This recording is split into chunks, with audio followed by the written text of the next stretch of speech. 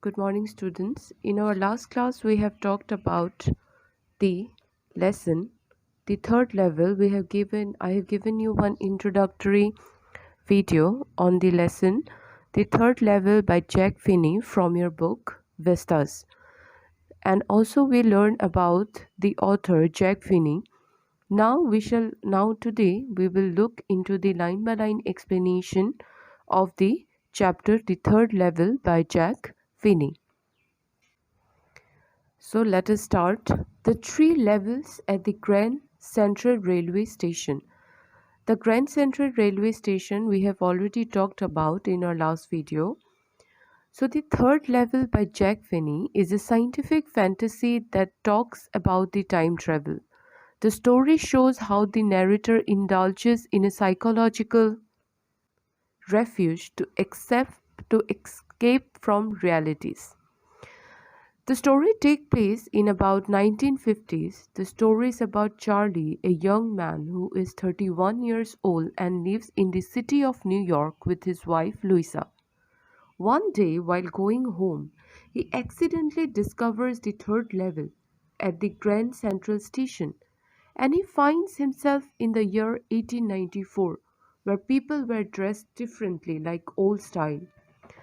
And now from that level of 1894, he wanted to go to a place called Galesburg of 1894 where life is easier and peaceful. But in reality, in Grand Central Station, there are only two levels. There is no third level. Though all the people believe that there are only two levels, it is only Charlie who believes there are three levels at the station. Let's now begin the chapter. The narrator tries to find out if any of the reader had any curious experience which is hard to believe. Most of us has experience which is believable and we narrate them to our friends, but sometimes there are experiences which are hard to believe. So this story is about one such incident which is experienced by Charlie, a young man of 31 years old. The story begins with the mention of a third level at the Grand Central Station, which only has two levels in the real. The story begins. The president of the New York Central and the New Haven and Hartford railroads will swear on a stake of timetables that there are only two, but I hear Charlie say there are three because I have been on the third level of the Grand Central Station. Here the narrator Charlie himself is aware that even the presidents of New York Central and the New Haven and the Hartford railroads would swear means promise on the stake. Stake means a pile of timetables.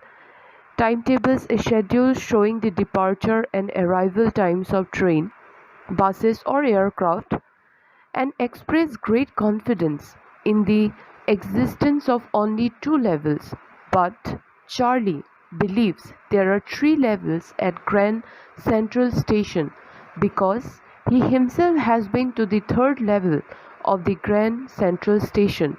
So this is where the elements of science fiction come in. As nobody believed him, because there is no fact about the existence of the third level, he has taken the obvious step. What is that obvious step? He decides to consult with his psychiatrist friend Sam and told him about the third level at the Grand Central Station. So when he spoke about this to Sam, Sam says it is a waking dream wish fulfillment. So in the book, please underline that line. He said it was a waking dream wish fulfillment. Underline this in your book.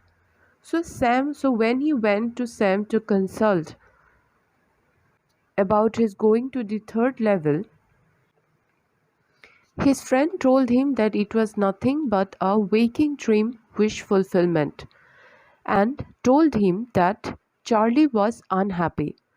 By waking dream wish fulfillment, I have already told you, means in our reality we may see something that is not there, but it what we wish to see and want to happen. Sam explained Charlie that the modern world is engulfed with insecurities, fear, war, and worry, and he only wants to escape from those insecurities and unhappiness around him, and that is why he is trying to imagine something called the third level. The third level provide him a base where he could interweave fantasy and reality. It is a dream of wish fulfillment, things that he has not been able to achieve, his desires which remain unfulfilled. So, for that, he has gone back in time and he wants to escape from harsh realities of the present time, that is, current day problems, worries, anxieties, tension, pressures, pressures of everyday life. That is why he created the third level and he feels that it is very much existing. Charlie says, well, who doesn't? Everybody I know wants to escape, but they don't wander down into any third level at Grand Central Station. Now, Charlie says that everybody he knows wants to escape from worry, tension, stress, anxiety, but he is the only one person to have gone to the third level at the Grand Central Station. And when he talked about it to his other friends, they also agreed that he was only trying to escape from reality. Now, you have often heard about the hobby of stamp collection. Now, Charlie also have the habit of stamp collection. Charlie has a habit of collecting stamp. Now, what is a stamp? As you can see it in the picture, stamp or postage stamp is a small piece of paper which you stick on an envelope when you post a letter to someone in the post office. And it was very common in the previous time.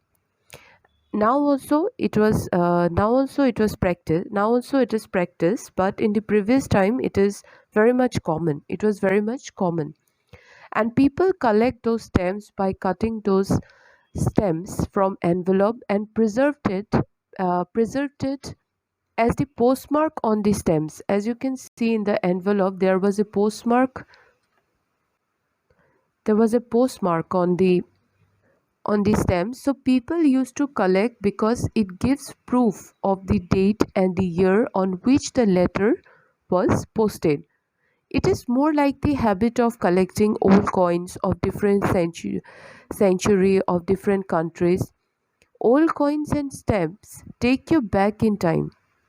Like if someone wrote a letter in 1950s, the postmark on the stamp will preserve that year, and many of the people has the habit of collecting those stamps just to reminisce the old memories. So the habit of collecting and study of postage stamp is called philately, and Charlie has that habit of collecting stamps. You can see I have added some picture which will give you some idea about what is stamp collection. So all his friends and Sam claim that his habit of stamp collection is a temporary refuge from reality. Temporary refuge from reality means when someone created a world of his own and let their mind roam in that world rather than the real world, then that shall be referred to as temporary refuge from reality. So his stamp collection is a kind of temporary shelter, that is refuge from reality. It is an effort to escape from worries and tension of hard realities of mundane life. But Charlie didn't agree that stamp collecting it's a temporary refuge from reality. He doesn't agree to his psychiatrist friend because his grandfather also had the habit of stamp collection, and his grandfather doesn't need any refuge from reality, as during his grandfather's time the world was a good and secured kind of place, and there was no need for his grandfather to run away from reality, as he was happy and content in his life at that time.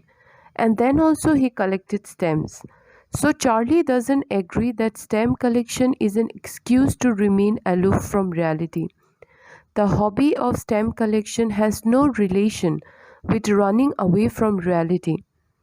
Charlie's collection of postage stamps was started by his grandfather. That means he has inherited the stamp collection hobby from his grandfather. The grandfather has a good collection of stamps. It has blocks of 4 stamps, as you can see it in the picture in the slide, and every US issued first day covers we will discuss it later, and so on. It is not only he and his grandfather, but even great minds such as the President Roosevelt collected stamps. And they did not collect stamps just because they wanted to escape reality. So here, Charlie wants to justify that stamp collection is not about a temporary refuse from reality. It has nothing to do with running away from reality.